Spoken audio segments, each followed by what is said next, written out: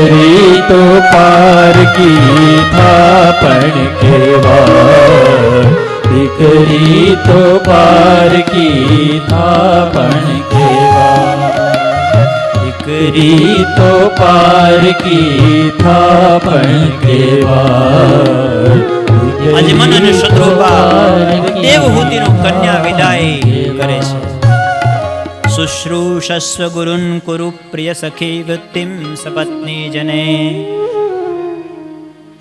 કે તું જે ઘરમાં જાશો ત્યાં તારા માતા પિતાની, સાસુ સસરા છે ને માતા પિતા જ ગણજે, એની સેવા કરજે.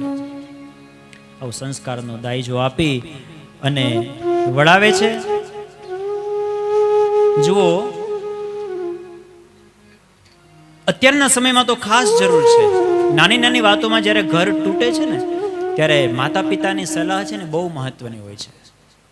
મોબાઈલ ફોન આવતા બધું ઓનલાઈન થઈ ગયું છે, પણ દીકરીને વળાવી દો ને પછી કહેવાનું કે દીકરી હવે તારા પ્રશ્ન તારા રીતે સોલ્વ કરતા શીખજે. નાની નાની વાતોમાં દીકરીઓએ શીખવાની જરૂર છે કે મમ્મીને ફોન નહીં કરવાના કે આજ મારા નણંદે આમ કીધું અને આજ મારા સાસુએ આમ કીધું. જીવનની અંદર દરેકને દરેક દુઃખ, નાનો મોટા સ્વભાવ, બધાના સ્વભાવ એક સરખા ન હોય. એડજસ્ટમેન્ટ કરતા શીખવું પડશે, અને એડજસ્ટમેન્ટ કરતા આપણે શીખીશું તો જ આપણી સંસ્કૃતિ ટકશે. નહીતર અમેરિકામાં જો, જેમ આપણે કપડાં બદલીએ એમ લોકો ઘર બદલે છે. આપણી સંસ્કૃતિમાં ને એની સંસ્કૃતિમાં તફાવત જ એટલો છે કે આપણે તો 7 જન્મના નાતા બંધાઈ જાય. તો એ સંસ્કારનો, બાકી કરિયાવર તો ઠીક, પણ જે માતા પિતા સંસ્કારનો કરિયાવર આપે ને એ કરિયાવર સાચો છે. બીજો કરિયાવર આપો કે ના આપો, પણ સંસ્કારનો કરિયાવર આપજો. પછી આ બાજુ મા દેવહૂતિ અને કરદમનું દિવ્ય દાંપત્ય જીવન શરૂ થાય છે, અને દાંપત્યના ફળ સ્વરૂપે 9 દીકરીઓનો જન્મ થાય છે. આ 9 દીકરી એટલે નવધા ભક્તિ. અને પછી 9 દીકરીઓ પછી દીકરાનો જન્મ થાય છે. સાક્ષાત ભગવાન કપિલ પધારે છે.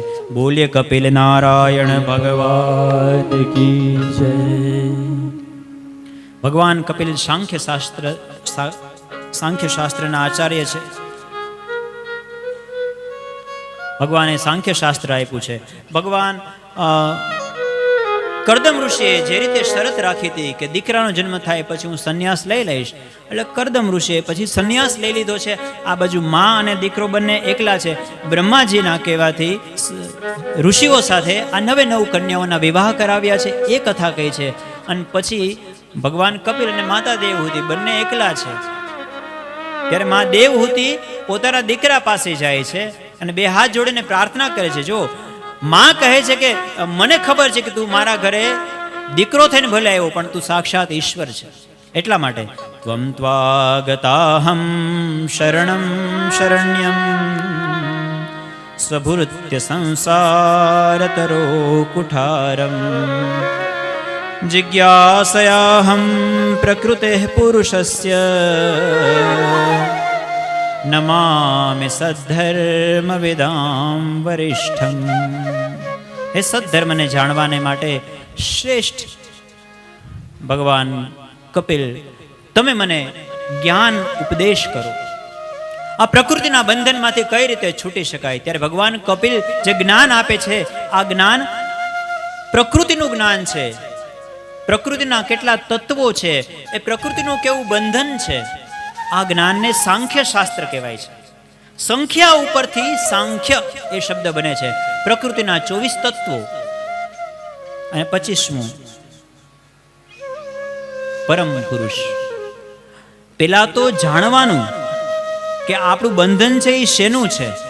બંધન આપણે બંધાયેલા છે એ ખબર હોય તો છૂટવાની વાત આવે ને. આપણને એક બંધન હોય ને તો વાંધો નહીં. આપણને જે બંધન છે એ ત્રેવડું બંધન છે, 3 વડું છે.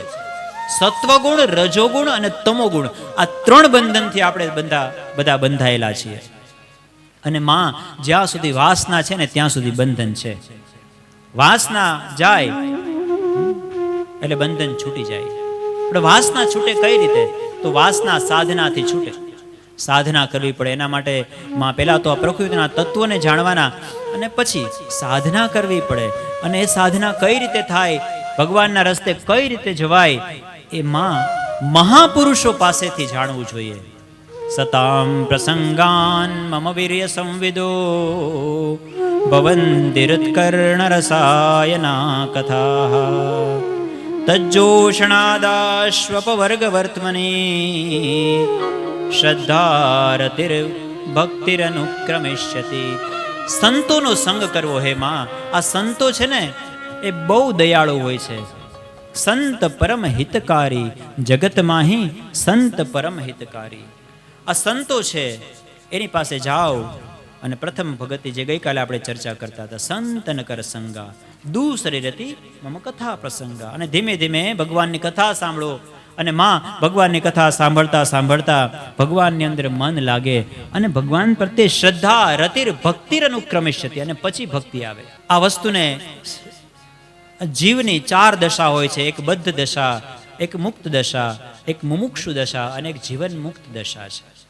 આ 4 દશાની અંદર અલગ અલગ જીવો. આપણે બધા જ બદ્ધ દશાની અંદર છીએ. આપણે પ્રકૃતિના બંધનોથી બંધાયેલા છીએ. જેવી રીતે નાળિયેરની અંદર ટોપરું જે છે એ નાળિયેરને ચોટેલું હોય ને, બસ એવી જ રીતે આ જીવ છે એને પ્રકૃતિનું બંધન છે. હવે આ ટોપરાને અલગ કરવું હોય તો કઈ રીતે કરાય? તો એ નાળિયેરને ઊભું રાખી દો ને સ્થિર, એટલે ધીમે ધીમે એની અંદરનો રસ છે, પાણી છે, એ સુકાઈ જાય એટલે નાળિયેર છે એ ગળગળું થઈ જાય. એમ જ્યારે જીવન રસ સુકાય અને જીવનની અંદર પ્રભુ રસ પ્રગટે, જ્યાં સુધી વાસનાઓ છે ત્યાં સુધી મુક્તિનો કોઈ સવાલ જ નથી. વાસના તો બંધનનું કારણ છે. એમાં સૌથી પહેલા તો વાસનાથી મુક્તિ મેળવવી પડે આ જીવાત્માએ. અને પછી એક સમય એવો આવે કે જીવનનો રસ જે છે, વાસના છે, મુક્ત થઈ જાય અને પ્રકૃતિના બંધનથી જીવાત્મા છે અલગ પડી જાય. બંધન છોડાવવા માટે 2 રસ્તા છે. કાં તો તમારી અંદર બહુ તાકાત હોય અને તમે દોરીને તોડી નાખો તાકાત લગાવીને, તો પણ બંધન તૂટે. અને કાં તો તમે ડાયટિંગ કરવા માંડો અને તમે એટલા બધા પાતળા થઈ જાઓ કે કપડાં તમને ઢીલા થવા માંડે, હે ને? બંધન આપમેળે છૂટી જાય. હવે જોર લગાવવું એટલે જ્ઞાનનો રસ્તો છે. અને બીજો રસ્તો છે શરણાગતિનો છે. શરણાગત ભગવાનને થઈ જાવ કે ભગવાન મારી પાસે જ્ઞાન નથી, મારી પાસે વૈરાગ્ય નથી, એ ભગવાન હું તારા શરણે છું, હું કંઈ કરી શકું એમ નથી. આ શરણાગતિનો ભાવ છે. આ શરણાગતિ આપણે રાખીએ તો ભગવાન આપણા બંધન તોડે છે. એના આમ સુંદર મજાનો સાંખ્ય શાસ્ત્રનો ઉપદેશ આપી અને ભગવાન કપિલ છે એ પૂર્વ દિશાની અંદર યોગ જતા રહ્યા છે. ગંગા સાગરમાં ભગવાન ગયા છે. સારે તીર્થ 12 ગંગા સાગર 1 અને આ બાજુ માતાને મુક્તિનો સરળ માર્ગ બતાવ્યો છે. માતા પણ આ જ્ઞાનને આત્મસાત કરતા કરતા સિદ્ધપુરની અંદર માં દેવહૂતિને મુક્તિ મળી. એટલા માટે આજે પણ આપણે માતૃ ગયા તરીકે સિદ્ધપુરમાં જઈએ છીએ માતાનું પિંડદાન કરવાને માટે. સુંદર મજાની તૃતીય સ્કંધની કથા હતી. ત્યારબાદ ચતુર્થ સ્કંધની કથામાં ભગવાન મનુના આગળ વંશની અંદર જે બીજા સંતાનો થયા એની કથા છે. મૈત્રેય ઉવાચ મનોસ્તુ શતરૂપાયામ તિસ્રઃ કન્યાશ્ચ જગ્નિરે આકૂતિર્દેવહૂતિશ્ચ પ્રસૂતિરિતિ વિશ્રુતાઃ. મનુ રાજાની 3 દીકરી, એમાં દેવહૂતિની કથા આપણે જોઈએ ને સાક્ષાત ભગવાન કપિલ એમને ત્યાં દીકરો થઈને આવ્યા. બીજી દીકરી જે છે આકુતિ, એના રુચિ ઋષિ સાથે વિવાહ થયા અને યજ્ઞનારાયણ ભગવાન સાક્ષાત એમના ઘરે પ્રગટ થયા છે. અને જે ત્રીજી દીકરી છે એ પ્રસૂતિ, એના દક્ષ સાથે વિવાહ થયા છે. આ દક્ષ અને પ્રસૂતિથી જે કન્યાઓ થઈ એની કથા કહી છે. 16 કન્યાઓ થઈ છે. એમાંથી 13 ધર્મને આપી છે, 1 અગ્નિને આપી છે, 1 પિતૃને આપી છે અને 1 શંકરને આપી છે. એ સતી સાક્ષાત જગદંબા એ દક્ષ પ્રજાપતિના ઘરે દીકરી થઈને પધાર્યા છે એ કથા કહી છે. આ કથા પણ બહુ સુંદર છે, તમે સાંભળેલી હશે. રામચરિતમાનસની અંદર પણ આ કથા આવે છે. દક્ષ પ્રજાપતિ છે, પ્રજાપતિઓના નાયક બ્રહ્માજીએ દક્ષ પ્રજાપતિને બનાવ્યા છે. બધા જ દેવતાઓના અધિષ્ઠાતા છે દક્ષ પ્રજાપતિ. એટલે એક સભા હોય એના અધ્યક્ષ બનાવ્યા છે એને. એટલે બધા જ દેવતાઓ એના અંડરમાં, એ જેમ કહે એમ થાય, નિર્ણયો લેવાય. એટલે બહુ મોટું પદ આપ્યું છે. તુલસીદાસજી મહારાજ લખે છે કે આ દુનિયામાં હજી સુધીમાં કોઈ એવો માણસ જન્મ્યો નથી કે જેને મોટું પદ મળે ને અને અભિમાન ન આવે. નહીં કૌવસ જન્મા જગ માહી, પ્રભુતા પાઈ જાહી મદ નાહી. નહીં કૌવસ જન્મા જગ માહી, પ્રભુતા પાઈ જાહી મદ ના. આ દુનિયામાં કોઈ માણસ જન્મ્યો જ નથી. મોટું પદ મળે, સંપત્તિ આવે એટલે અહંકાર આવે, અને અહંકાર છે એ પતનનું કારણ બને. પછી જે ભગવાનના શરણે હોય એને અહંકાર ન આવે, બાકી બધાને અહંકાર આવે. આજે દક્ષ પ્રજાપતિઓના નાયક બન્યા છે, અહંકાર આવ્યો છે.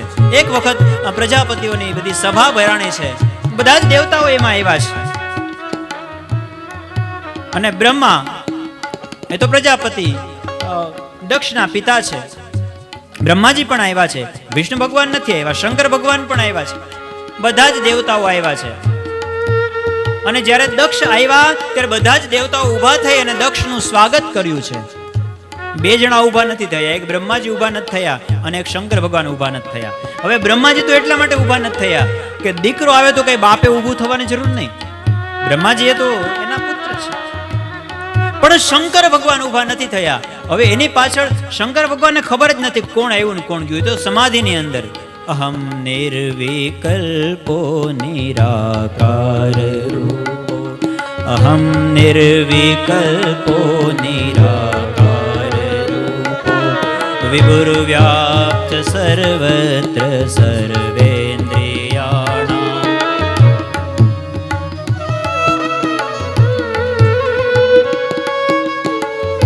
ચિદાનંદ રૂપઃ શિવોહમ શિવોહમ, ચિદાનંદ રૂપઃ શિવોહમ. ભગવાન તો ધ્યાનની અંદર મગ્ન છે, નારાયણનું સ્મરણ કહે છે. ખબર નથી કોણ આવ્યું ને કોણ ગયું.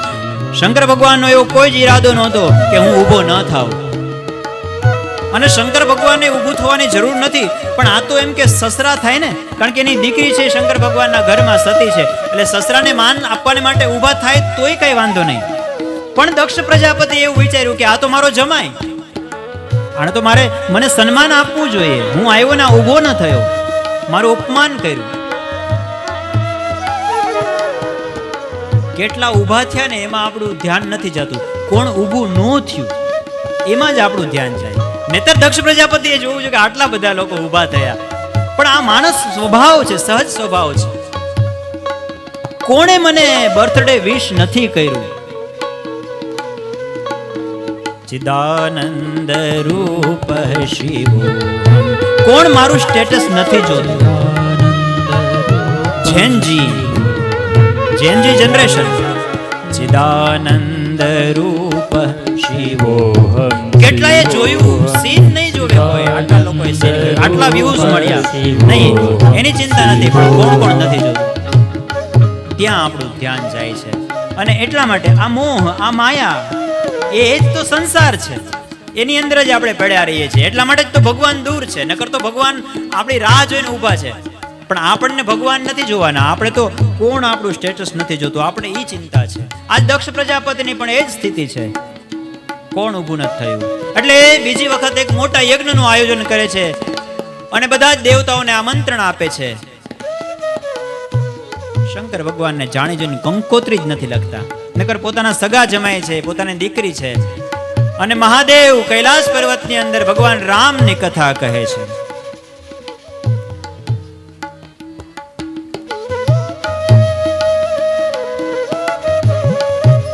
સુંદર મજાની રામ કથા ચાલી રહી છે અને બધા જ દેવતાઓ વિમાન લઈ લઈને દક્ષના યજ્ઞની અંદર જઈ રહ્યા છે.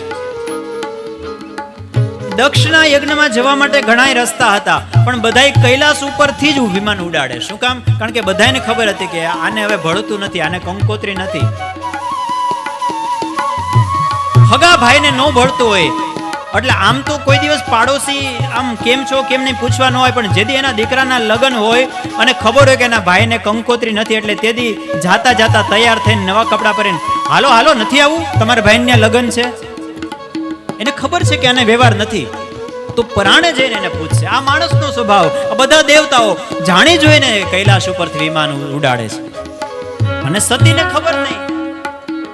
સતીનું ધ્યાન આકાશમાં જાય, વિમાનમાં. પૂછે છે કે પ્રભુ આ બધા વિમાન, આટલા બધા વિમાન આ ક્યાં જાય છે? મહાદેવ કહે કે દેવી તમે કથામાં ધ્યાન આપો, એ જ્યાં જતા હોય ત્યાં. થોડી વાર થઈ ત્યાં પાછા 2-3 વિમાનો દેવી દેવતાઓ આમ પ્રણામ કરતા કરતા નીકળે. મહાદેવ સતીને પ્રણામ કરતા કરતા નીકળી જાય ત્યાંથી. અરે મને જાણવાની જિજ્ઞાસા છે કે આટલા બધા એમ કઈ છે, પ્રસંગ છે કોઈના ઘરે, આ બધા ક્યાં જાય છે? તો આપણે જઈએ એમ ક્યાંય હોય તો, અથવા તો કોઈ એવો ઉત્સવ હોય, કુંભ મેળો હોય કે એમ ક્યાંય જતા હોય તો આપણે જઈએ. કથા તો સતત ચાલે જ છે.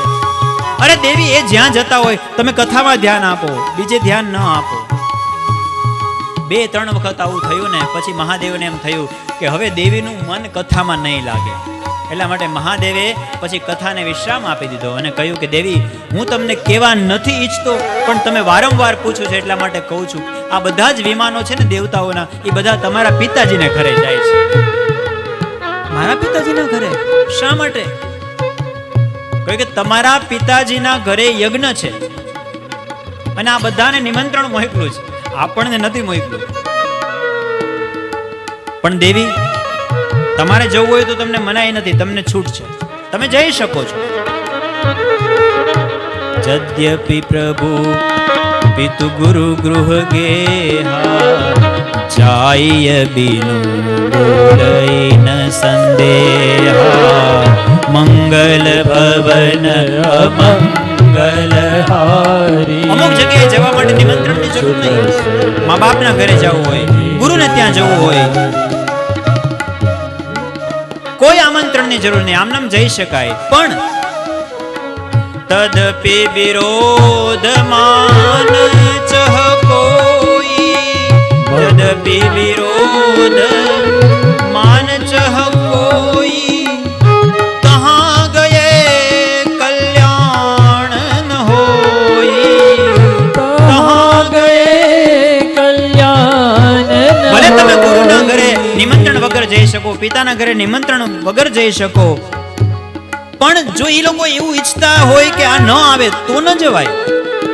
અહીંયા એવું હતું, તહાં ગયે કલ્યાણ ન હોય, જો એને વિરોધ હોય તો ન જવાય.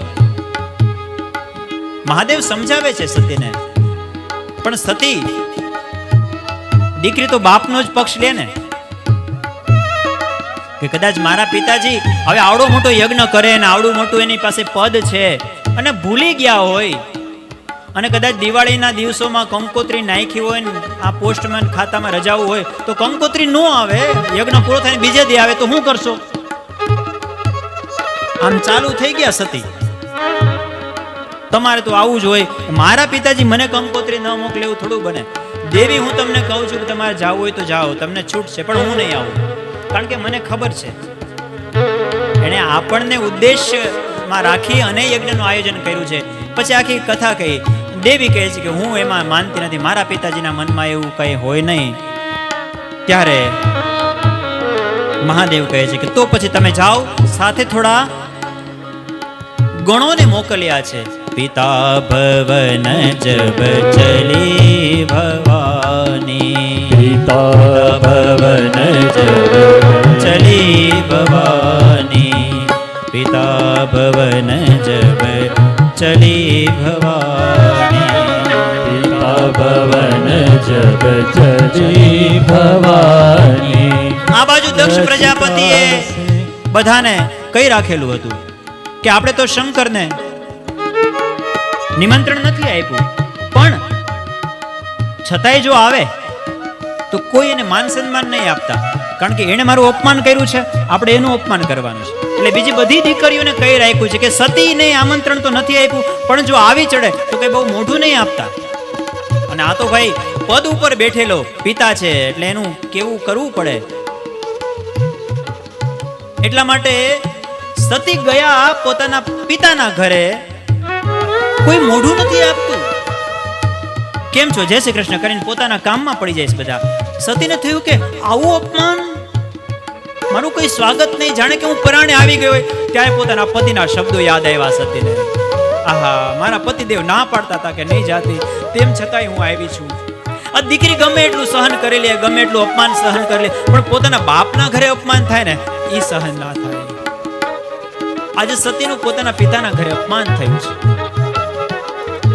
પણ અહીંયા ગોસ્વામી તુલસીદાસજી રામચરિતમાનસમાં પ્રસંગ લખે છે ત્યારે એક માતૃત્વનો બચાવ કર્યો છે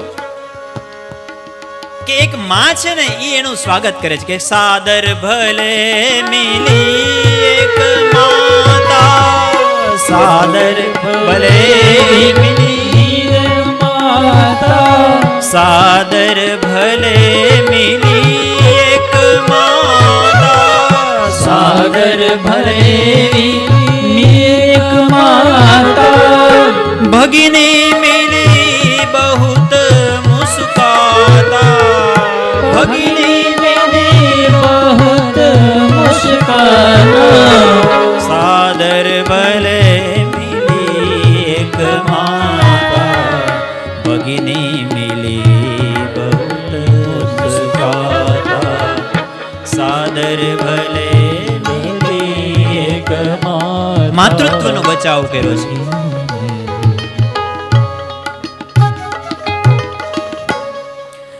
દુનિયામાં ઘણા બધા સંબંધો છે, પણ એક માં અને સંતાનનો જે સંબંધ છે ને એ નિસ્વાર્થ પ્રેમ હોય છે. બાકી તો બધા સંબંધો છે સ્વાર્થના હોય છે. આજે સતીનું કોઈ સ્વાગત નથી કર્યું. બધી જ બહેનો, ઇવન પિતાજી પણ એને હોકારો નથી આપતા, પણ એની માં છે ને એ આવકાર આપે છે કે દીકરા હારું થયું આવી ગઈ, હારું થયું બાપ આવી, તું તારા પિતાજીનું તો હવે કઈ ખોટું નહીં લગાડતી, એનો સ્વભાવ, હવે એની ઉંમર, એનું હું ખોટું લગાડવું. માં ઈ માં, એટલા માટે કહેવાય છે કે માં ઈ માં, બીજા વગડાના વા. માની સાથે બીજું કોઈ ન આવે. માતૃત્વ છે ને, એટલા માટે કોઈકે એમ બહુ સરસ કહ્યું કે ભગવાન આ દુનિયામાં નથી આવી શકતો ને, એટલા માટે ભગવાને માં બનાવીને મોકલી છે. ભગવાન છે એ સાક્ષાત માનું જ સ્વરૂપ છે. દુનિયામાં કદાચ બધા જ તમારાથી સંબંધો તોડી નાખે, પણ માં છે એને તો એનું હૃદય તો તમારા માટે જ ધબકતું હોય. એ તો પોતાના સંતાનોનું ભલું થાય એવું જ હંમેશા ઈચ્છતી હોય છે. કોઈ કવિએ બહુ સરસ લખ્યું કે જનને કેરું જોર રાઘવને રહેતું સદા. કવિ બોટાદકરને યાદ કરીએ કે જનની ની જોડ સખી નહીં જડે, કે મીઠા મધુ ને મીઠા મેં હુલારે લો, અરે મીઠા મધુ ને મીઠા મેં હુલારે લો, અરે એથી મીઠી છે મોરી માત રે, જનની ની જોડ સખી નહીં જડે. સતીને એક માં આવકારો આપે, જનની ની જોડ સખી નહીં જડે. કવિ અલગ અલગ લોકો સાથે માની તુલના કરે છે કે માને કોની સાથે સરખાવીએ. દુનિયામાં કવિ છે એની પાસે તો સરખામણી કરવા માટે કેટલા બધા પાત્રો હોય. એમ થયું કે માં તો વરસતી હોય, માં તો પ્રેમનો દરિયો, માં તો જાણ અંધરાધાર વરસાદ વરસતો એમ પ્રેમનો વરસાદ વરસાવે. એટલા માટે વાદળા સાથે માની તુલના કરું. એટલે કવિ લખે, વરસે ઘડી કવ્યો વાદળી રેલો, વરસે ઘડી. પછી કવિને એમ થયું કે વાદળ તો ક્યારેક વરસે, વરસે ઘડી કવ્યો વાદળી રેલો, વરસે ઘડી કવ્યો મારી માડીનો નેહ બારે માસ જો જનની જોડ સખી નહીં જડે હે મારી માડીનો નેહ બારે માસ જો જનની જોડ સખી નહીં જડે. એ લોકો બહુ ભાગ્યશાળી હોય છે કે જે મા બાપની સેવા કરી શકે છે. હયાત માતા પિતાની છત્ર છાયામાં રહેવાનું સૌભાગ્યશાળી સંતાનોને મળે છે. મા બાપ હોય ને ત્યારે એનું મહત્વ સમજીને મા બાપની સેવા કરવી. પછી તો ખાલી ફોટા અમે જોઈને એની આરતી ઉતારવાથી શું ફાયદો? હોય ત્યારે એની સેવા કરી લ્યો. એમ કહેવાય છે કે આ દુનિયામાં જો સ્વર્ગ હોય ને તો એ માતા પિતાના ચરણોમાં જ એ સ્વર્ગ છે. આ દુનિયાની પેલી પાઠશાળા એટલે માં.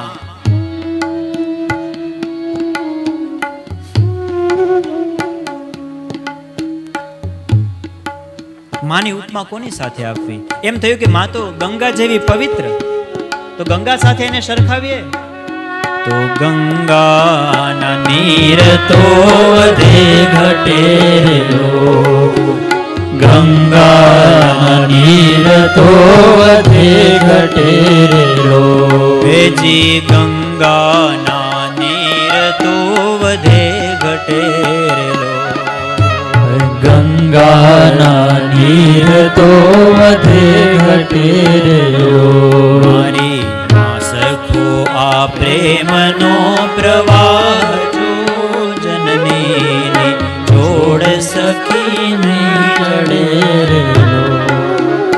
સરખો એ પ્રેમનો પ્રવાહ જો જનની જોડ સખી નહીં જડે લો. હે જીયા જનની જોડ સખી નહીં જડે લો. હે જીયા જનની જોડ સખી નહીં જડે. ભગવાનના ઘણા અવતારો થયા, પણ જ્યારે જ્યારે ભગવાને માના કુખેથી અવતાર લીધો ને એ જ ભગવાનના મંદિરો થયા છો. જેદી ન મળી માં, કવિ કાગ લખે કે જેદી ન મળી માં તેદી પરમેશ્વર પણ પશુ થયો. વરાહ ભગવાનના મંદિર ક્યાંય જોયા, પણ રામ અને કૃષ્ણના મંદિર તમને ગમે ત્યાં મળશે. એટલે આ માનું મહાત્મ્ય છે. કવિ કહે છે કે મોઢે બોલું માં, અરે મોઢે બોલું માં ત્યાં તો સાચે જ બાળપણ સાંભળે. અરે પછી મોટપની બધી મજા, અરે મને કડવી લાગે કાગડા. પછી મોટપની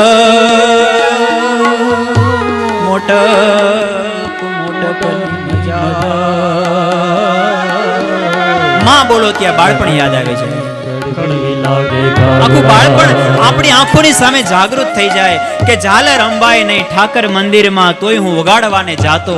અને હવે હું થઈ ગયો એટલો મોટો, હવે તો હું આવું ને પૂજારી હામાં મને લેવા આવે, પણ હવે હું મંદિરમાં નથી સમાતો. આખું બાળપણ આપણી સામે જીવન થઈ જાય આપણે આપણી માને યાદ કરીએ ત્યારે. જે મસ્તી હોય છે આંખોમાં એ સુરાલયમાં નથી હોતી, અમીરી કોઈની અંતરમાં નથી હોતી. શીતળતા પામવાને માનવી તું દોટ કા મૂકે, જે શીતળતા હોય માની ગોદમાં એ હિમાલયમાં નથી હોતી. જનની જોડ સખી નહીં જડે હે જીયા જનની જોડ સખી નહીં જડે લો. હે જીયા જનની જોડ સખી નહીં જડે લો. તો સાદર ભલે મિલી એક માતા. સતીને કોઈ આવકારો નથી આપ્યો, એક માએ આવકારો આપ્યો છે. આ માતૃત્વ છે.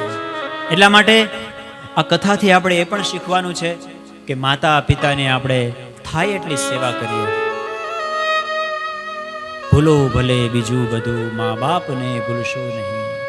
અગણિત છે ઉપકાર એના, એ હવી સરસો નહીં. તમે વિચારો તો ખરા, જેણે 9 મહિના આપણને પેટમાં રાખ્યા હોય, એ માનો ઉપકાર આપણે કઈ રીતે ચૂકવી શકીએ? ભીને સુઈ પોતે અને સુકે સુવાડ્યા આપને.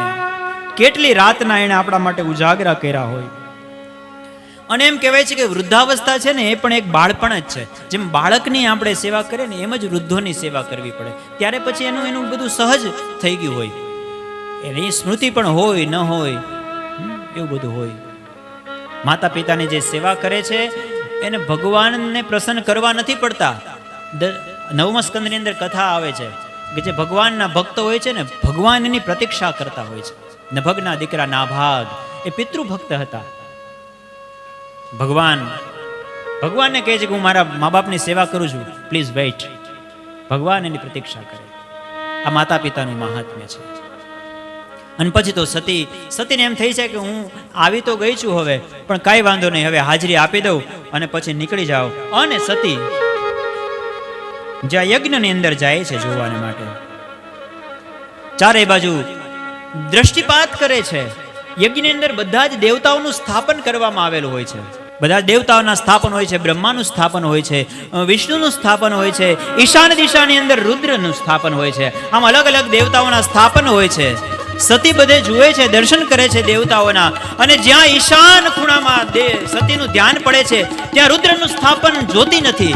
કહ્યું કે આવો નાદર, આ તો કેવો યજ્ઞ કે જેમાં શિવને નથી બોલાવ્યા. અને સતી રૌદ્ર સ્વરૂપ ધારણ કરે છે. સતી બધાને શ્રાપ આપે છે કે સુનહુ સભાસદ સકલ મુનિતા કહી સુની જીન શંકર સુનહુ સભાસદ સકલ મુનિતા કહી સુની જીન શંકર નિંદા. હે સભાસદો સાંભળો બધા કે આ ભગવાન શંકરના અપમાન કરવા માટે આયોજિત થયેલો આ યજ્ઞ અને ભગવાન શિવનું સ્થાપન નથી. જે લોકો આ યજ્ઞની અંદર ભાગીદાર થયા છે, જેણે પણ આમાં પાર્ટિસિપેટ કર્યું છે, એ બધાને આનું ફળ ભોગવવું પડશે. जिन हर सुनहु सभासद सकल मुनिंदा कही सुनी जिन शंकर निंदा. सुनहु सभासद सकल मुनिंदा कही सुनी जिन शंकर निंदा. सो फल तुरत लहब सब खाहु ભલે બાંતે પછતાબ. આ બધાને ફળ મળશે અને મારા પિતાજીને પણ પસ્તાવો થશે. પણ હવે આ દુનિયામાં હું કોની દીકરી? તો દક્ષની દીકરી, જેણે શંકરનો અપરાધ કર્યો છે. આ શરીર, આ ખોળિયું હવે મારે નથી રાખવું. જે મારા પિતા શંકરનું નિંદા કરતા હોય એની દીકરી તરીકે મારે નથી ઓળખાવું. એટલા માટે સતીએ પોતાના જમણા પગના અંગૂઠાથી યોગાગ્નિ પ્રગટ કર્યો છે અને પોતાનું શરીર જે છે એ અગ્નિની અંદર હોમી દીધું છે. હાકાર મચી ગયો છે. અસ કહી યોગ અગણિત નજારા સકલ મખ હાકારા. અસ કહી યોગ અગણિત સકલ મખ. સતીની સાથે આવેલા જે ગણો હતા ભગવાનના રુદ્રના, એ ગણોએ જઈને મહાદેવને સમાચાર આપ્યા છે કે સતી ગયા અને સતીનું અપમાન થયું, અપમાન સહન ન થયું. તેમ છતાંય સતીએ યજ્ઞની અંદર હાજરી આપી, પણ યજ્ઞમાં આપનું સ્થાપન હતું નહીં, ઈશાન ખૂણો ખાલી હતો. એટલા માટે એ સહન ન થયું. એટલા માટે આવા પિતાની પુત્રી તરીકે મારે આ શરીર નથી જોતું એમ કરીને સતીએ દેહનો ત્યાગ કર્યો છે. અને જ્યાં મહાદેવે સાંભળ્યું કે સતીએ દેહ ત્યાગ કર્યો છે, ભોળાનાથ ક્રોધાવતાર ભગવાને પોતાની જટા ખોલી છે અને તાંડવ નૃત્ય કરવાનું શરૂ કર્યું છે. ભગવાનને ખૂબ ક્રોધ આવ્યો છે. શૈલ શૃંગ સમ વિશાલ જટા જોટ ચંદ્રવાલ ગંગ ગીત રંગમાલ વિમલ નીર ગાજે. લોચન ત્રય લાલ લાલ चंदन से गोरी बाल कुमकुम सिंदूर गुलाल भ्रूटी बरसागे. मुंडन की कंठमाल विहरत हृदय विशाल स्फटिक जाल रुद्रमाल हर दयाल राजे. डम डम डम डम डम डम डम डम डम डम नाद वेद सरसताज शंकर महाराज आज तांडव नाचे. भोले महाराज आज तांडव नाचे.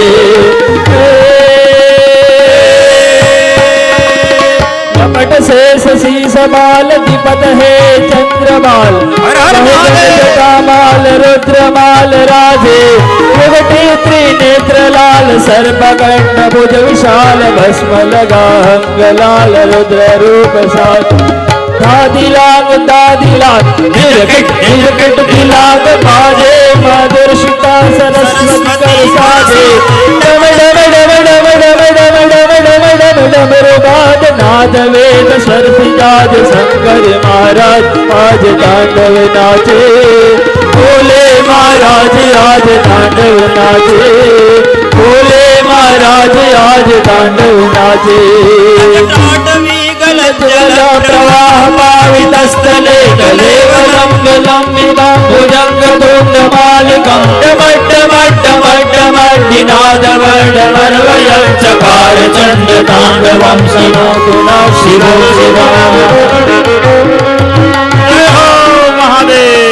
जटाभुजंग पिंगल स्फुरत् फणामणि प्रभाकुलं मणि मले मणि वरुच्यतांग कृष्णो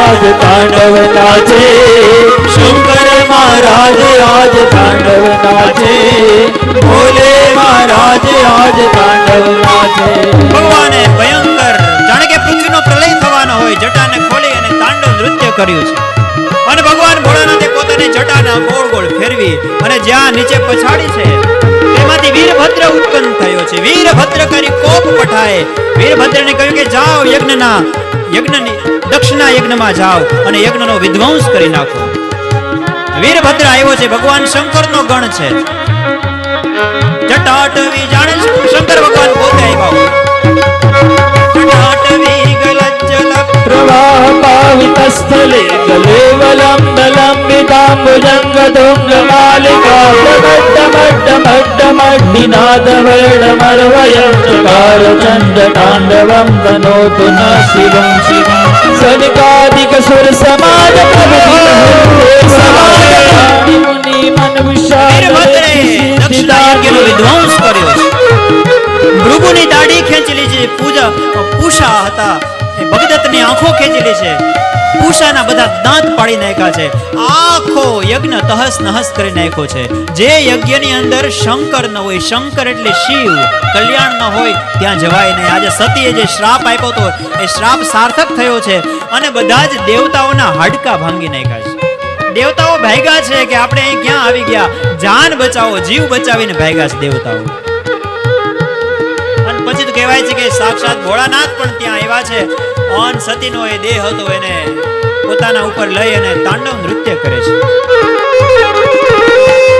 ભગવાનનું આ રૌદ્ર સ્વરૂપ દેવતાઓ જોઈ નથી શકતા લાગે છે કે પ્રલય થઈ જશે પૃથ્વીનો બધા જ ભગવાન વિષ્ણુને વિનંતી કરે છે ભગવાન વિષ્ણુ વિચારે છે કે જ્યાં સુધી આ સતીનો બળેલો દેહ છે ને ત્યાં સુધી મહાદેવ શાંત નહીં થાય અને પછી સુદર્શન ચક્રથી એ સતીના દેહને ખંડિત કરે છે એમ કહેવાય છે કે 51 જગ્યાએ એના શરીરના અલગ અલગ અંગો પડે છે અને ત્યાં શક્તિપીઠોની સ્થાપના થાય છે આમ દક્ષના યજ્ઞના વિધ્વંસની સુંદર કથાનું વર્ણન કર્યું છે અથ દેવગણા સર્વે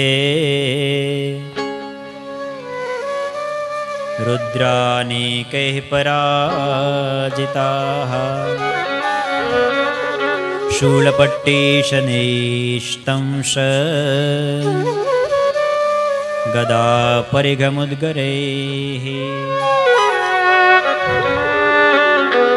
પછી ભોળાનાથ શાંત થયા છે આ કથા છે પછી તો દક્ષનું પણ માથું છે ને ધડથી અલગ કરી નાખ્યું પેલા વીરભદ્રએ દક્ષનું માથું કપાઈ ગયું માથા વગરનું ધડ અલગ ને માથું અલગ અને પછી તો એવી કથા છે કે ભોળાનાથ છે એનું નામ જ છે ભોળાનાથ મહાદેવ એક બિલ્વમ એક પુષ્પમ અને એક લોટા જલકી ધાર બસ આટલું આપી દો ને તો એના બદલામાં તો ચપટી ભભૂત મેં હે ખજાના ત્રિલોક કા રાજી થઈ જાય મહાદેવ. એને કોઈ 1650 પૂજા કરો તો સારી વાત છે, બાકી કાંઈ ન કરી શકો ને તો હર હર મહાદેવ. ઓમ ત્ર્યંબકમ યજામહે સુગંધિમ પુષ્ટિવર્ધનમ ઉર્વારુકમેવ બંધનાન મૃત્યોર્મુક્ષીયમામૃતાત. મહાદેવને યાદ કરીને ઓમ નમઃ શિવાય, ઓમ નમઃ શિવાય કરીને કાંઈ ન આવડે તો જળનો લોટો ચડાવો ને તોય મહાદેવ પ્રસન્ન થઈ જાય. આમ મહાદેવ પછી પ્રસન્ન થઈ ગયા છે અને બધા જ દેવતાએ ભગવાનની સ્તુતિ કરી છે. પોતાના સસરા ઉપર પણ ભગવાનને દયા આવી એટલે પછી તો બકરાનું મોઢું દક્ષ પ્રજાપતિના મુખ ઉપર લગાડ્યું છે, એવી કથા છે.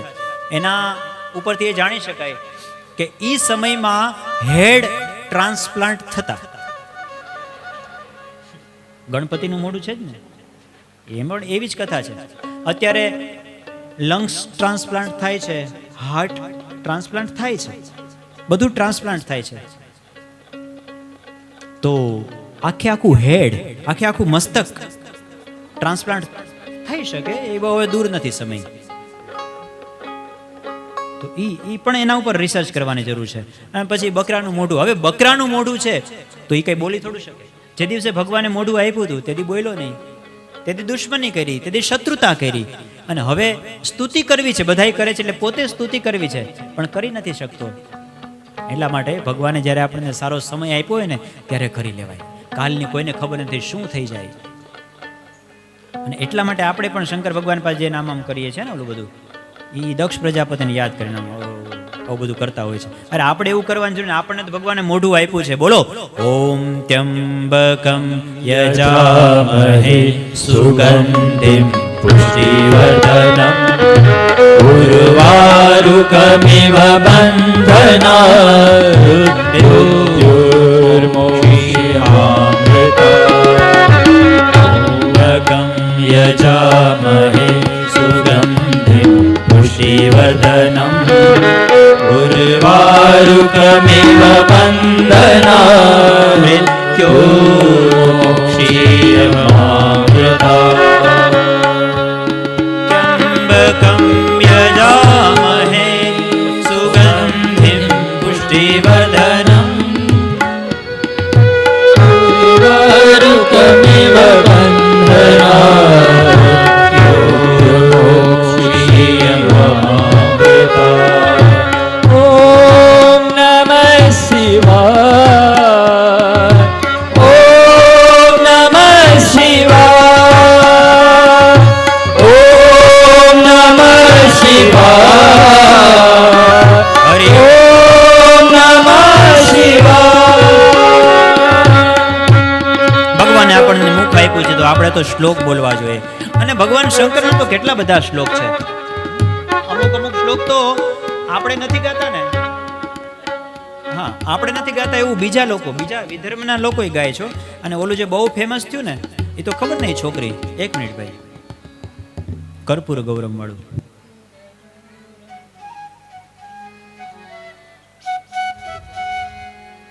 સંસાર સારમ ભુજગેન્દ્રહા કર્પૂર ગૌરમ કરુણાવતારમ સંસાર સારમ ભુજગેન્દ્રહારમ સદા વસંતમ હૃદયારવિંદે ભવં ભવાની સહિતમ નમામિ.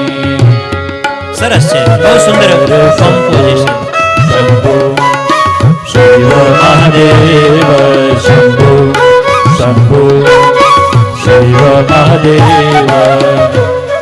મહાદેવને માટે તો તમે જેટલું, કોઈ એવું ના કહી શકે કે મને, આમ તો આપણે ભારતમાં જૈનમાં એટલે આપણને બધા જ ભગવાનના શ્લોક આવડે હો, પણ છતાંય આપણે ભગવાન સામે જઈ અને હે ભગવાન મને પરીક્ષામાં પાસ કરી દેજો, હે ભગવાન મને આ ફલાણી ડિગ્રી મળી જાય, હે ભગવાન આ વખતે આઈપીઓ લાગી જાય. બધાનો યાદૃશી ભાવના યસ્ય સિદ્ધિર્ભવતિ તાદૃશી. હે ભગવાન ટાટા મોટર્સ ઉપર આવી જાય. હે ભગવાન સોનાના ભાવ હજી થોડાક નીચે આવે. ઘણા સમયથી પ્લાન કરતા હતા કે લેવું લેવું, લાખ રૂપિયા થયા ત્યારે બધા કહેતા હતા નિરાયત રાખો 90,000 થાય પછી લેજો. 90 થવાનું જ છે અને એમાં 110 ને 100 ઉપર જ ગયું. એક વખત જોવે નીચે આવે ને ભગવાન પાસે આપણે જઈએ.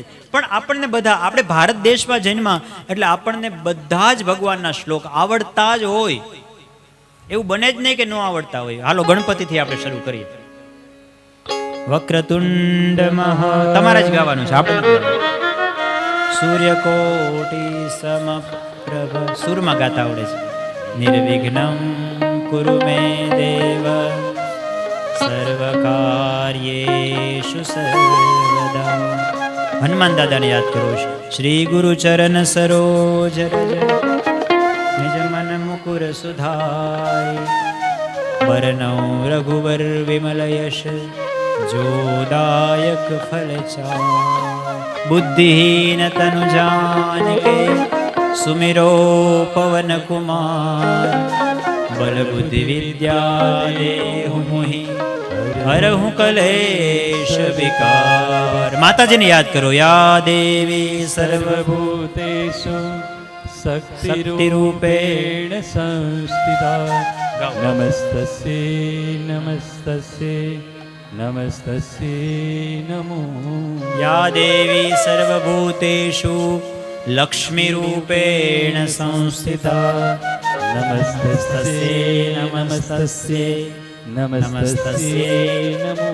યા દેવી સર્વભૂતેષુ માતૃરૂપેણ સંસ્થિતા નમસ્તસ્યે નમસ્તસ્યે નમસ્તસ્યે નમો. ભોળાનાથને તો આપણે યાદ કરી જ લીધા. કર્પૂર ગૌરમ કરુણાવતારમ સંસાર સારમ ભુજગેન્દ્રહારમ સદા વસંતમ હૃદયારવિંદે ભવમ ભવાની સહિતમ નમામિ. બધાય ભગવાનના શ્લોક આપણને આવડતા જ હોય છે, પણ આપણને યાદ નથી આવતું ટાણે. કારણ કે અંદર ઓલી બધી ઈચ્છાઓ ભરી છે ને, એ શાંત નથી થતી. પણ યાદ કરો, દિલ કા જો હાલ હૈ ઉनको માલુમ હૈ. ભગવાનને ખબર છે. ભગવાન તો સર્વવ્યાપી છે. ભગવાન બધું જાણે જ છે. તમારે માગવાની જરૂર જ નથી. આપણે માગીને આપણું જ નુકસાન કરીએ છીએ. ભગવાનને આપવું હોય છે જાજુ. ભગવાન એવું ઈચ્છતા હોય છે કે આના 1000 રૂપિયા વાળા શેરના 2000 થઈ જાય, પણ 1200 થાય ત્યાં આપણે વેચી નાખીએ, નથી રહી શકતા. ધીરજ ક્યાં લેવા જાવી? ધીરજ રાખો, ધીરજ, ધૈર્ય. ધૈર્યવાન લભતે જ્ઞાનમ. એટલે હા, આ 12 વર્ષે સાધના હોય ને એમાં સિદ્ધિ મળે એવું કહેવાય છે. 12 વર્ષે કોઈ પણ વસ્તુ, જો તમે ધંધો કરતા હોય અને 12 વર્ષ થાય ને એટલે તમારે જમાવટ થાય, ભોગ આપવો પડે, ધીરજ રાખવી. એમ ભગવાન પણ ઘણી વખત પરીક્ષા લે, ઘણી વખત એવો સમય આવે, પણ એ સમય વ્યતીત થાય ભગવાનનું નામ જપ કરવાનો અને ધૈર્ય રાખવાની. અને તો એક સમય એવો આવે કે આપણા ધાયરા કામ થાય, બધું થાય. તો આપણને બધું આવડે છે, ભગવાનના બધા શ્લોક આવડે છે. આપણે દક્ષ જેવું નથી કરવાનું. દક્ષ પ્રજાપતિને તો બકરાનું મોઢું હતું એટલે એને એમ કરવું પડ્યું હતું. આપણે તો ત્યાં જઈ અને ભગવાન પાસે ભગવાનનો શ્લોક બોલી અને પ્રાર્થના કરવાની. આમ સુંદર મજાની દક્ષ પ્રજાપતિની આ કથા કહી છે. ત્યારબાદ જો અર્થ પ્રકરણની કથા આવે છે. અર્થ પ્રકરણમાં ધ્રુવજીનું ચરિત્ર છે. મનુ અને શત્રુપાના 2 દીકરાઓ, 3 દીકરીની કથા કહી, હવે 2 દીકરાઓની કથા છે. પ્રિયવ્રત અને ઉત્તાનપાદ. પ્રિયવ્રત એટલે જેને વ્રત પ્રિય છે એ પ્રિયવ્રત. ઉત્તાનપાદ એટલે જેના પગ ઉપર છે અને માથું નીચે છે એટલે ઉત્તાનપાદ. આવો અર્થ એવો થાય. એટલે ઉત્તાનપાદ રાજાની વાર્તા, એની કથા છે. આ ઉત્તાનપાદ રાજા, એને 2 પત્નીઓ હતી. એક માનીતી અને એક અણમાનીતી. સુરુચિ પ્રેયસી પત્ન્યુ નેતરાયત સુતો ધ્રુવ. સુરુચિ છે ને એ માનીતી રાણી હતી અને સુનીતિ અણમાનીતી રાણી હતી. આ ઉત્તાનપાદ એટલે આ જીવ, આપણે બધા. અને આપણા બધાયની 2 પત્ની હોય છે, અને એક માનીતી હોય ને એક અણમાનીતી હોય. દરેક જીવ, પુરુષ હોય કે સ્ત્રી હોય, બધા જીવ એટલે ઉત્તાનપાદ. અને બધાની 2 પત્ની, એક સુનીતિ અને સુરુચિ. પણ સુરુચિ છે એ આપણી માનીતી રાણી હોય, સુરુચિ. આપણને રુચિ, આપણને રસ પડે ને એ બધું આપણે કરીએ, એ કેમ જ કરીએ. આપણો રસ જેમાં હોય એ ભલે એ નીતિ પ્રમાણે હોય કે ન હોય, એ આપણી અણમાનીતી પત્ની છે, સુનીતિ. આપણે એને કાંઈ લેવા જાય, આપણને તો શું રુચિ કે એમ કરવાનું, આપણને મોજ પડે એમ કરવાનું, એમ એ સુરુચિ દરેકની. પણ ભાગવતની કથા સાંભળીએ ત્યારે આપણે શીખવાની વાત એ છે કે જો તમે સુનીતિનું માનશો તો એનો દીકરો જે છે ને એ ધ્રુવ છે. ભલે અણમાનીતી રાણી છે, પણ એનો દીકરો એટલે સુનીતિ, નીતિના રસ્તે જો ચાલશો ને તો એમાંથી તમારું જે કલ્યાણ થશે ને એ ધ્રુવ એટલે લાંબો સમય સુધી ટકે એવું તમને મળશે. પણ આપણે શોર્ટકટ જોઈએ છે એટલે સુરુચિ તરફ આપણે વળીએ છીએ. આ રાજા પણ અણમાનીતી છે, સુનીતિ, એનો દીકરો ધ્રુવ છે. કથા એવી છે કે એક વખત પિતાજીના ખોળામાં બેસવું હોય છે અને જાય છે, નાનો 5 વર્ષનો દીકરો છે, અને ત્યારે બાજુમાં સુરુચિ બેઠી હોય છે.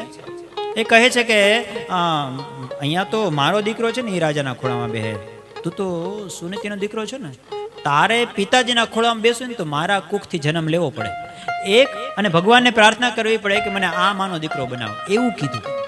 હવે આ નાનકડો બાળક એણે પોતાની માને જઈને કહ્યું, સુનીતિને, કે મને સુરુચિ માએ આવું કહ્યું. ત્યારે સુનીતિ છે ને એ જો સારી માં હોય ને, સારી, એ પોઝિટિવ જ લે. માએ કહ્યું કે બેટા, માની વાત સાચી છે, આપણે એટલા ભાગ્યશાળી નથી, પણ બેટા એક કામ કર ને, આપણે પિતાજીના ખોળામાં બેસવું જ છે ને, તો એના કરતા પરમ પિતાજીના ખોળામાં બેસીએ તો શું ખોટું? આ પિતા તો આજ છે ને કાલ નહીં હોય, પણ એ પરમ પિતા છે એના ખોળામાં જો તું એકવાર બેસી ગયો ને તો તારો બેડો પાર થઈ જશે. માં એ પરમપિતાના ખોળામાં કેમ બેસાય? બેટા એના માટે તો તપ કરવું પડે, વનમાં જવું પડે, જંગલમાં જઈને તપ કરવું પડે. કહ્યું કે માં તારા આશીર્વાદ હોય ને તો હું તપ કરવા જાઉં. અને આટલી નાની ઉંમરમાં ધ્રુવજી બિચારો માતાએ જવાય પણ દીધા. મધુવનની અંદર તપ કરવા માટે જ્યાં નીકળ્યા છે ને ત્યાં રસ્તામાં નારદજી મળ્યા છે. નારાયણ નારાયણ, નારદજી પરીક્ષા લેવા આવ્યા છે કે આ છોકરો છે એની ભૂમિકા પાયકી છે કે નહીં. એટલે પૂછ્યું કે ક્યાં જાશો બેટા? કહ્યું કે હું તપ કરવા જાઉં. અરે તપ કરવા? વનમાં ભોજનિયા ન હોય, વનમાં સંકટ પડશે, એવું છે ને. રામ લક્ષ્મણ ચાલ્યા વનવાસ, વનમાં સંકટ પડશે, વનમાં નાવણિયા ન હોય, વનમાં સંકટ પડશે. એવું છે, વનમાં તો સંકટ પડે. વનમાં થોડું કઈ ક્વચિત ભૂમો શય્યા, ક્વચિત અપિ ચ પર્યંક શયનઃ, ક્વચિત છાકાહારી, ક્વચિત અપિ ચ શાલ્યોદન રુચિ. રસ્તામાં જમીન ઉપર સૂઈ જવું પડે. અને હિંસક પશુ હોય બેટા, જંગલમાં થોડું જવાય તપ કરવા. અને તારી નાની ઉંમર, વરસાદ પડે, બીમાર પડી જાય, શરદી થઈ જાય, ત્યાં મમ્મી નહીં આવે, ત્યાં તારી માં નહીં આવે, અને હિંસક પશુઓ ખાઈ જશે, તું તો દેખાઈશ નહીં. આટલા હરણાઓ આટલા ચપળ હોય તો એને મુકતા નથી, એવા જંગલમાં જવાય? અને કદાચ માનો કે તું જા તો એમ ભગવાન રસ્તામાં રેઢા પેડા જ કહે, જન્મ જન્મ મુનિ જતન કરાઈ, અંતરામ કહી આવત નાહી. હજારો વર્ષ સુધી તપ કરે તો એને ભગવાન મળતા નથી. મળે તો મળે, નહીં મળે, જીવન પૂરું થઈ જાય. અને તું તો 5 વર્ષનો. ધ્રુવજી કહે છે કે નહીં, મને ભગવાન મળવા ના જ છે, લખી લ્યો તમે. નારદજી કે આટલો બધો આત્મવિશ્વાસ, ઓવર કોન્ફિડન્સ? બોલે હા, હું ઘરેથી નીકળ્યો ને ત્યારે મને થોડોક ડાઉટ હતો, પણ હવે મને જરાય ડાઉટ નથી. there is no doubt at all. I am sure about this. I will get my goal. I will achieve. હું બ્રહ્મ સાક્ષાત્કાર, મને ભગવાન મળશે જ. બોલે તને આટલો બધો આત્મવિશ્વાસ કેમ છે? કહ્યું કે હું ઘરની બહાર નીકળ્યો ને ત્યાં મને તમારા જેવા સદગુરુ મળી ગયા ને, હવે મને ભગવાન મળશે, મને પૂરેપૂરો વિશ્વાસ અને શ્રદ્ધા છે. નારદજી પ્રસન્ન થઈ ગયા. અને પછી તો નારદજીએ દ્વાદશાક્ષર મંત્રની વિદ્યા આપી છે કે જા બેટા, મારા તને આશીર્વાદ છે, જરૂર તને ભગવાન મળશે. ઓમ નમો ભગવતે વાસુદેવાય, આ મંત્રની દીક્ષા આપી છે. ઓમ નમો ભગવતે વાસુદેવાય. યમુના નદીના કિનારે મધુવનની અંદર ધ્રુવજી આવ્યા છે, તપસ્યા શરૂ કરી છે. 1 મહિનો તપસ્યા કરી છે, પણ 3 દિવસ અને 3 રાત્રિ થાય ને ત્યારે એક વખત ધ્રુવજી આંખ ખોલે અને ફળ ફૂલ ખાઈ લે, ફરી પાછા ધ્યાનમાં લીન થઈ જાય. ઓમ નમો ભગવતે વાસુદેવાય. ફરી પાછા 3 દિવસ થાય, નમો ભગવતે વાસુદેવાય. 3 દિવસ પછી પાછા ફળ ફૂલ ખાઈ લે. 1 મહિનો આવી રીતે તપ કર્યું છે ધ્રુવજી નાની ઉંમરમાં. બીજો મહિનો આવ્યો, જો ભગવાનને મળવાની એની જે ઈચ્છા છે, આમ વિરહ છે, એ કેટલો પ્રબળ છે ધ્રુવજીનો. એમ થયું કે આમ ભગવાન મને નહીં મળે, 3 દિવસે મને જમવાનું યાદ આવે છે, હવે હું 6 દિવસે એક વખત આંખ ખોલીશ. 6 દિવસ સુધી સતત ઓમ નમો ભગવતે વાસુદેવાય. પછી વિચાર્યું કે હવે તો હું ફળ નહીં ખાઉં, ખાલી સૂકા પાંદડા છે ને એ જ ખાઈશ. આવું કઠિન તપ કર્યું 6 દિવસે એક વખત. 2 મહિના પૂરા થયા. ધ્રુવજીને થયું કે હજી મારી ભૂમિકા બરાબર નથી, આમ થોડું તપ થાય, આવા પાંદડા ખાવાનું મન થાય મને 6 દિવસે. હવે તો હું 12 દિવસે એક વખત આંખ ખોલીશ અને તપમાં લીન થઈ ગયા છે. ઓમ નમો ભગવતે વાસુદેવાય. એમ કહેવાય છે કે 12 દિવસે એક વખત આંખ ખોલે અને માત્ર પાણી પીવે, માત્ર યમુનાજીનું જળ પીવે અને ફરી પાછી આમ 4 મહિના પૂરા થયા અને 5મો મહિનો જ્યારે શરૂ થયો ને ત્યાં તો ધ્રુવજીને એમ થયું કે હવે મારે આ જળની પણ જરૂર નથી. પંચમે માસ્યનું પ્રાપ્તે જિત શ્વાસો નૃપાત્મજ.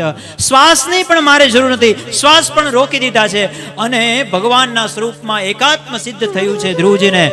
અને બ્રહ્માંડની અંદર જે સમગ્ર સૃષ્ટિની અંદર જે દિવ્ય ચેતના હોય એ ચેતનાની સાથે ધ્રુવજી એકાત્મ થયા છે, ભગવાનની સાથે એક રૂપ સિદ્ધ થઈ ગયું છે અને પોતાના શ્વાસને રોકી દીધા. આખા બ્રહ્માંડના શ્વાસ રૂંધાવા લાગ્યા, હાહાકાર મચી ગયો. સ્વર્ગના દેવતાઓ ભગવાન પાસે ગયા, ભગવાન અમે શ્વાસ નથી લઈ શકતા. ભગવાન કહે, દેવતાઓ ચિંતા ન કરો, મારો ભક્ત ધ્રુવ છે એ ભયંકર તપ કરી રહ્યો છે, એ મારા સ્વરૂપની અંદર એક થયો છે અને એને પોતાનો શ્વાસ રોક્યા છે, એટલા માટે તમે શ્વાસ નથી. નૈવમ વિદામો ભગવાન પ્રાણરોધમ. ભગવાન તમે જલ્દી કરો નહીતર સૃષ્ટિનો પ્રલય થઈ જશે. અને પછી તો ભગવાન કહે છે કે ચિંતા ન કરો. અને ભગવાન આવ્યા છે, ધ્રુવજીની સામે પ્રગટ થયા છે, શંખ ચક્ર ગદા પદ્મધાય ગરુડ ઉપર બેસીને ભગવાન આવ્યા છે, દર્શન આપ્યા છે ભગવાને. ધ્રુવજી આંખો ખોલી છે. ધ્રુવજી કંઈ બોલી નથી શકતા, નાનો બાળક છે. ભગવાન સમજી ગયા કે ધ્રુવજી મારી પ્રાર્થના કરવા માંગે છે પણ અંદરથી શબ્દો એને મળતા નથી. એટલે ભગવાને પોતાનો 5જન્ય શંખ છે એ ધ્રુવજીના હોઠને સ્પર્શ કરાવ્યો છે. ત્યાં તો વેદોની શાસ્ત્રની વાતો સ્ફુરી છે ધ્રુવજીના મુખથી. યોંતઃ પ્રવિશ્ય મમ વાચમિમાં પ્રસુપ્તાં સંજીવયત્યખિલ શક્તિધર સ્વધામ્ના અન્યાંશ્ચ હસ્તચરણ શ્રવણત્વગાદિ પ્રાણાનમો ભગવતે પુરુષાય તુભ્યં. હે ભગવાન, તમે જ મારી અંદર પ્રવેશ કરો અને તમે જ બોલો, કારણ કે આ જે કંઈ પણ શબ્દો છે એ બધું તમારું જ સ્વરૂપ છે. એક નાનકડો બાળક હતો, એ ભગવાન પાસે જઈને ABCD બોલતો હતો. મંદિરમાં જઈને ABCD EFG. એટલે પૂજારી એવા કે બેટા તું આ શું કરે, તને કે શ્લોક નથી આવડતો, એ કે પોયમ ભગવાનની કંઈ કવિતા નથી આવડતી. બાળકે બહુ સરસ જવાબ આપ્યો કે મને આવડે છે પણ એવી સારી નથી આવડતી. પણ તું આ શું બોલે છે, ABCD બોલે છે? એ તો નિશાળે બોલવાની હોય, અહીંયા ABCD થોડી બોલાય. કહ્યું કે નહીં, મને મારા સાહેબે એમ કીધું છે કે આ દુનિયામાં જેટલા પણ ગ્રંથો છે, જે કંઈ પણ લખાણ થયું છે, જે સારામાં સારી કવિતા સ્તુતિ જે કંઈ પણ બધું છે એ બધું આ ABCD માંથી જ બને છે. એટલે હું ભગવાનને ABCD સંભળાવી દઉં છું, ભગવાન તમારામાંથી જેવી બનાવી ને એવી પ્રાર્થના બનાવી લેજો. આમ ધ્રુવજી કહે છે કે હે ભગવાન, તમે મારી અંદર યોંતઃ પ્રવિશ્ય મમ વાચમિમાં પ્રસુપ્તામ, જે મારી પ્રસુપ્ત વાણી છે એને સંજીવયતુ અખિલ શક્તિધર સ્વધામ્ના. હે ભગવાન, તમે જ મારી અંદર પ્રવેશીને પ્રાર્થના કરો. આમ સુંદર ભગવાન એમનો ભાવ જુએ છે, ભગવાન પ્રસન્ન થાય છે. ભગવાન એનો સફળ મનોરથ હોવું તમારે. હે ધ્રુવજી, તમારા જેવા ભક્ત એ તો મારું ગૌરવ છે. સદીઓ સુધી લોકો યાદ કરશે. જાઓ, તમે જશો, તમારું સ્વાગત થશે અને તમે ઉત્તરાધિકારી બનશો. 36,000 વર્ષ સુધી તમારું રાજ્ય રહેશે અને અંતે સપ્તર્ષિઓ જેની પ્રદક્ષિણા કરે છે ને, એ સ્થાન ધ્રુવ સ્થાન તમને મળશે. તમે અમર થઈ જશો. જાઓ, તમને આશીર્વાદ છે. અને પછી તો ધ્રુવજી પોતાના રાજ્યમાં પાછા આવ્યા છે. 6 મહિનામાં ભગવાનને પ્રાપ્ત કરી લીધા અને પાછા આવ્યા છે. પણ કોચવાતા મને આવ્યા છે ધ્રુવજી પાછા. હૃદયની અંદર એક વસવસો રહી ગયો છે. આપણને પ્રશ્ન થાય કે ભગવાન પ્રાપ્ત થઈ ગયા છે, પછી શું કોચવાહટ, પછી શેનો વસવસો? ધ્રુવજીને એમ થાય છે કે ભગવાન મને મળ્યા, જે દુર્લભ વસ્તુ છે આ સંસારમાં. ભગવાન, એ ભગવાન મને મળ્યા ને, ભગવાન પાસે જે મારે માગવું જોઈએ ને હું માગી જ ના શક્યો. મેં કઈ નથી માંગ્યું, પણ ભગવાને મને બધું આપી દીધું. ભગવાને મને કહ્યું કે 36,000 વર્ષથી તું ઉત્તરાધિકારી બનીશ, તું રાજા બનીશ, ચક્રવર્તી સમ્રાટ બનીશ. મારી અંદર ક્યાંક ને ક્યાંક હતું કે મારે પિતાજીના ખોળામાં બેસવું ને હું ઉત્તરાધિકારી બનું. ભગવાને મારા અંતરના ભાવ વાંચી લીધા, એટલે ભૂલ તો મારી જ છે. ભગવાન પાસે ભક્તિ માગવી જોઈએ, એ હું માગી ના શકું. જો કે ધ્રુવજી ભગવાનના ભક્ત છે, પણ ભગવાનના ભક્ત હોય ને એ ભગવાન પાસે આવું જ માંગતા હોય છે કે મને મુક્તિ મળે કે ના મળે, મારે ભક્તિ તમારી કરવી છે. મુક્તિ મળે કે ના મળે, મારી ભક્તિ તમારી કરવી છે. મેવા મળે કે ના મળે, મારે સેવા તમારી કરવી છે. મેવા મળે કે ના મળે, મારી સેવા તમારી